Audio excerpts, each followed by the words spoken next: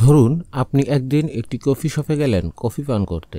সেখানে দু ধরনের কোয়ান্টিটির কফি পাওয়া যায়, ছোটটি 60 টাকা, বড়টি 100 টাকা। রিচ কিড না হলে বেশিরভাগ সময়ই আপনি 60 টাকার কফিটি পান করবেন। আমিও তাই করি। এবার ধরুন আপনি যে কফি শপে গেলেন সেখানে 3 কোয়ান্টিটির কফি বিদ্যমান, ছোটটি 60 টাকা, মাঝারিটি 85 টাকা, বড়টি 100 টাকা। তখন আপনি চিন্তা করলেন মধ্যবর্তী সাইজ আর বড় সাইজের মাঝে মাত্র 15 টাকা ব্যবধান। আপনি তখন কিন্তু বড়টাই নেবেন 100 টাকা দিয়ে।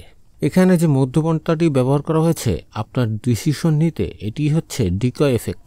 এই এফেক্টটি আপনাকে ডিসিশন পরিবর্তন করে বড় কফি পান করাতে বাধ্য করছে। যদি মধ্যপন্থা এখানে না থাকতো তাহলে বেশিরভাগ মানুষই ছোটটাকে বাছাই করত। প্রথমে বড় সাইজের কফি পান না করা আপনি এখন ঠিকই বড় কফি পান করছেন। ডিকয় এফেক্ট মূলত মার্কেটিংয়ে ব্যবহার করা হয়ে থাকে। স্মার্টফোন এদিক থেকে এই ইফেক্ট ব্যবহারে একদম পটু।